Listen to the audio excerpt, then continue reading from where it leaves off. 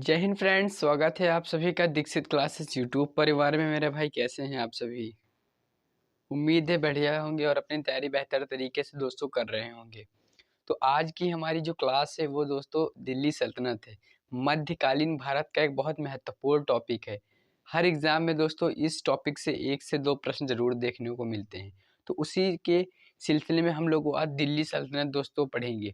दिल्ली सल्तनत जो कि 5 वंशों के द्वारा चलता है, वो सभी चीज़ें पर हमारी आज जो है बात होने वाली है दोस्तों।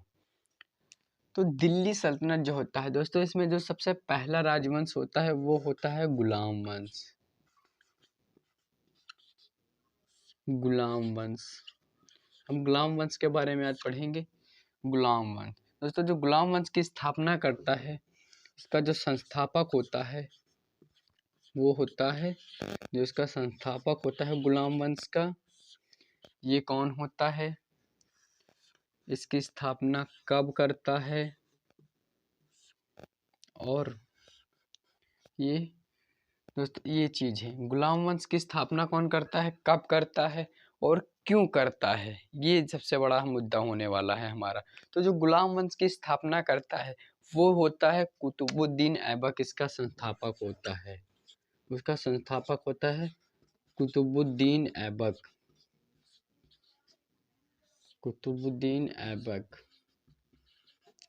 अब मैं आपको क्वेश्चन से क्वेश्चंस बताऊंगा। जैसे एक कोई टॉपिक उठा कुतुबुद्दीन ऐबक, अब कुतुबुद्दीन ऐबक से जितने भी प्रश्न बन सकते हैं मैं वो सभी आपको बताता हूँ।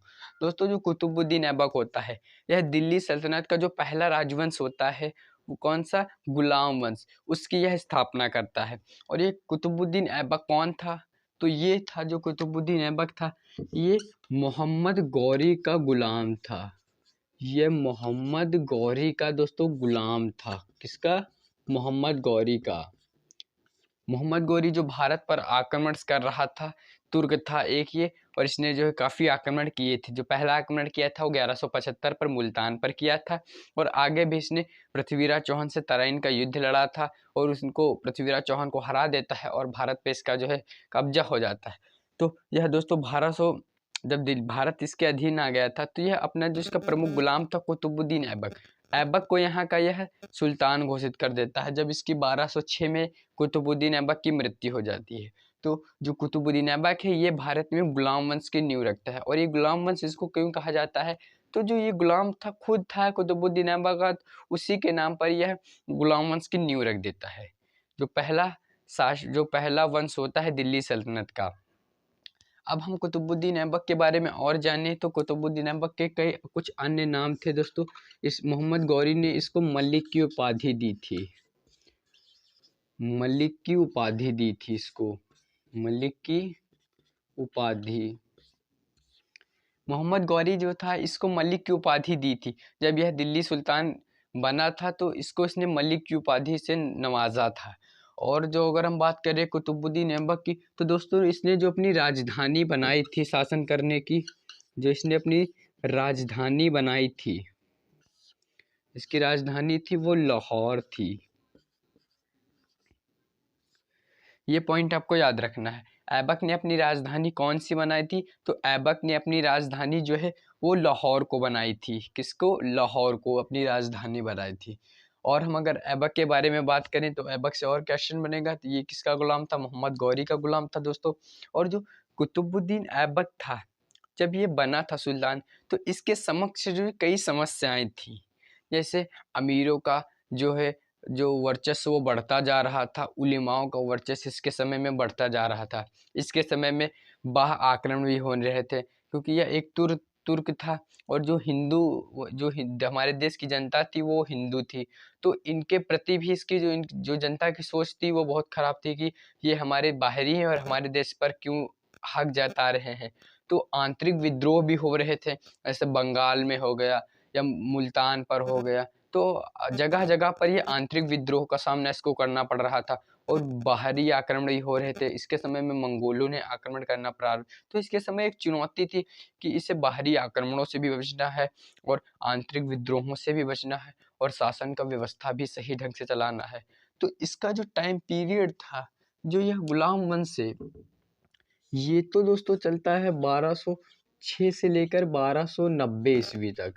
इसमें कुछ महत्वपूर्ण शासक भी आते हैं, जैसे बलबन हो गया या इल्तुतमिश इसके बाद जो बनते हैं। लेकिन ये थोड़ा इसका टाइम पीरियड जो था ऐबक का, तो ये मात्र 4 साल ही दिल्ली सल्तनत की गद्दी पर बैठता है। 1206 से 1200 दोस्तों 10 ईस्वी में ऐबक की मृत्यु हो जाती है।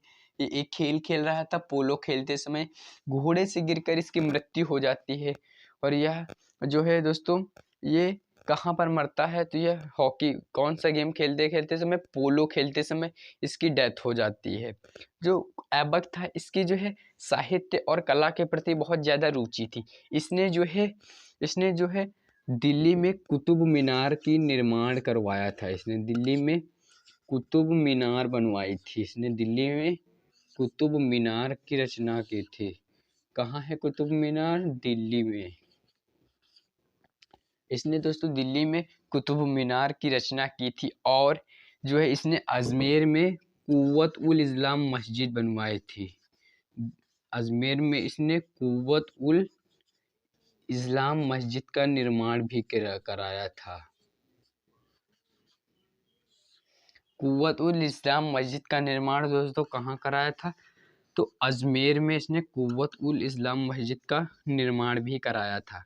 ये जो थे 2 पॉइंट थे जो पेपर में पूछे जाते हैं, जो ऐबक ने अपने शासनकाल में द्वारा दोस्तों बनवाए थे। और ये क्वेश्चंस बहुत ज़्यादा पूछा जाता है दोस्तों, कि जो कुतुब मीनार थी, इसका जो है ऐबक ने काम सिर्फ स्टार्ट किया था, इसको पूरा नहीं किया था। इसको पूरा जो करता है, जो इसके बाद दिल्ली सल्तनत का सुल्तान बनता है, इल्तुतमिश। इल्तुतमिश करता है दोस्तों, जो है इल्तुतमिश करता है इसको काम पूरा, ये इसकी नींव रखता है, लेकिन इसको पूरा इल्तुतमिश द्वारा कराता है।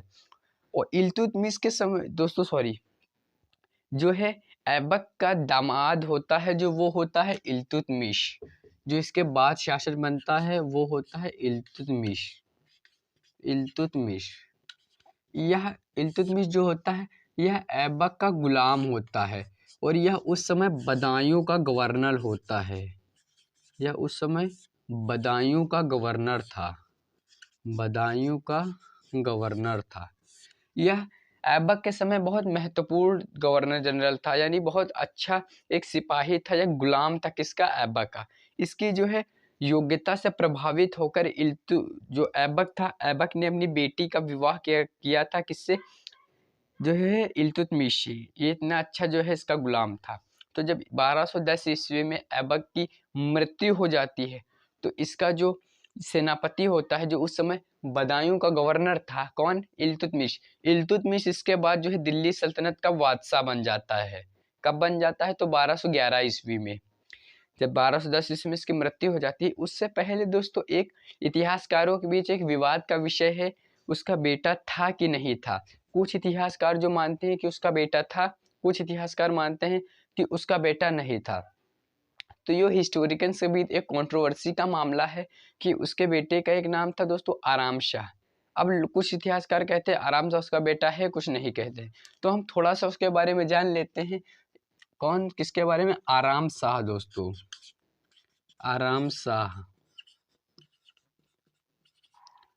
आराम शाह जो होता है, ये किसका बेटा होता है? तो ये ऐबक का बेटा होता है। और यह जब अचानक मृत्यु हो जाती है एक तरह से ऐबक की, उसके बाद ये दिल्ली सल्तनत का सुल्तान बनता है। लेकिन दिल्ली की जो जनता होती है इसको सुल्तान मानने से इनकार करती है, क्योंकि यह एक दुर्बल शासक हुआ करता था।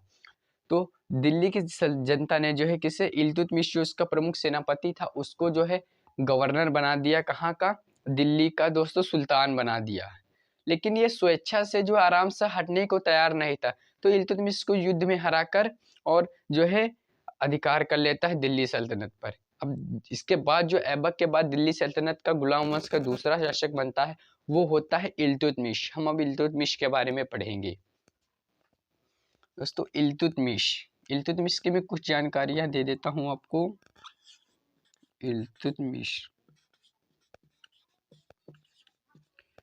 इल्तुतमिश दोस्तों 1206 1211 से लेकर 1236 ईस्वी तक 1211 से ईस्वी से लेकर 1236 ईस्वी तक यह दिल्ली सल्तनत या गुलाम वंश का दूसरा शासक होता है और ये काफ़ी महत्वपूर्ण दिल्ली सल्तनत का शासक होता है।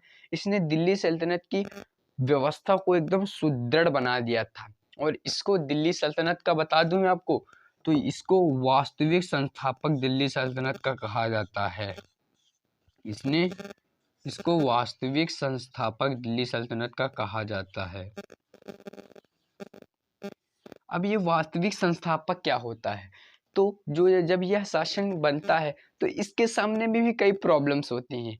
इसके सामने तीन प्रमुख समस्याएं थी, तीन व्यक्तियों का, जिनमें कुबाचा था, गजनी का यल्दौस और बंगाल का अली मार्दन। ये तीन राजा थे जो इसके लिए चुनौती बने हुए थे। अब इसके सामने दो थे, या तो इन राजाओं की यह जो है बातों को मानने, उनकी बातों को मानना, यानी दिल्ली सल्तनत को बर्बाद करना। तो इसने जो है खूब ज़्यादा बहादुरी का परिचय देते हुए इन तीनों से मुकाबला करने की योजना बनाता है और उनको हराना भी इतना आसान नहीं था। तो फाइनली क्या है कि यह एक एक से लड़ाई करता है, युद्ध करता है। तो जो इल्तुतमिश के बारे में है, हम वो नेक्स्ट वीडियो में संपूर्ण जानकारियाँ प्राप्त करेंगे। इस वीडियो में हम लोग गुलाम वंश का जो पहला शासक होता है कुतुबुद्दीन ऐबक, ऐबक से जितने भी क्वेश्चंस बन सकते थे मैंने वो आप सभी को करा दिया है। एक बार गोली की रफ्तार में मैं रिवीजन करा देता हूँ जो भी आज मैंने आपको क्लास में बताया, ताकि आपको सभी चीज़ें क्लास में ही याद हो सके प्रॉपर वे से दोस्तों। तो मैंने आपको दिल्ली सल्तनत का जो पहला वंश होता है गुलाम वंश, गुलाम वंश के बारे में मैंने आपको बताया। गुलाम वंश का जो पहला संस्थापक होता है वो होता है कुतुबुद्दीन ऐबक। और जो ये टाइम पीरियड चलता है तो इसका 1206 से 1210 तक यह रहता है दिल्ली सल्तनत का बादशाह। 1210 में इसके पोलो खेलते समय घोड़े से गिरकर इसकी मृत्यु हो जाती है। और जो है इसका कुछ अन्य नाम था, जैसे मलिक की उपाधि इसको मोहम्मद गौरी ने दी थी। यह मोहम्मद गौरी का गुलाम हुआ करता था। अब गौरी ने इसको बचपन में खरीदा था और इतना ज़्यादा सिखाकर इसको एक योद्धा तक बना दिया। अब एक बात जान लीजिए, कुतुबुद्दीन ऐबक जिसको एक छोटा सा बालक था उसको खरीद कर मोहम्मद गौरी युद्ध में ले जाता था, इतना ज़्यादा बहादुर बना दिया था, है ना। तो और बता दूँ, ऐबक ने कुछ जो इसकी साहित्य में रुचि थी, इसने कुतुब मीनार, कुव्वतुल इस्लाम मस्जिद का निर्माण कराया। और ये क्वेश्चन जरूर दोस्तों बनता है, आपको पता होना चाहिए कि इसने अपनी राजधानी कहाँ बनाई थी, जरूरी है इसको पता होना चाहिए। इसने अपनी राजधानी दिल्ली को ना बनाकर इसने अपनी राजधानी लाहौर को बनाई थी, ये चीज़ आपको पता होना चाहिए, बहुत ज़रूरी है। और उसके बाद जो इसका दामाद हो जाता है, इसका दामाद कौन होता है, इल्तुतमिश होता है। इसने अपनी बेटी की शादी जो है इल्तुतमिश से करा दी थी। इल्तुतमिश इसी का सेनापति था और एक बहुत बहादुर और महत्वाकांक्षी शासक था। जब इसकी मृत्यु हो जाती है तो इल्तुतमिश दिल्ली का बादशाह बन जाता है। इसके बाद हम क्लास में इसी को पढ़ेंगे। और बदायूं का एक गवर्नर जनरल होता है जब इसकी मृत्यु होती है। और आराम शाह जो इसका बेटा होता है ये शासक बनता है, लेकिन ये अयोग्य होता है तो दिल्ली की जनता इसको एक्सेप्ट नहीं करती है सुल्तान बनने के लिए। तो दोस्तों आई होप आप सभी को ये क्लास अच्छी लगी होगी। अगर अच्छी लगी होगी तो मेरे भाई वीडियो को लाइक करना, चैनल को सब्सक्राइब करना, ताकि नेक्स्ट वीडियो से आप सभी आपको नोटिफिकेशन पहुंच जाए मेरे भाई। तो टेक केयर, अपना ख्याल रखना दोस्तों। गुड लक एंड जय हिंद, जय भारत।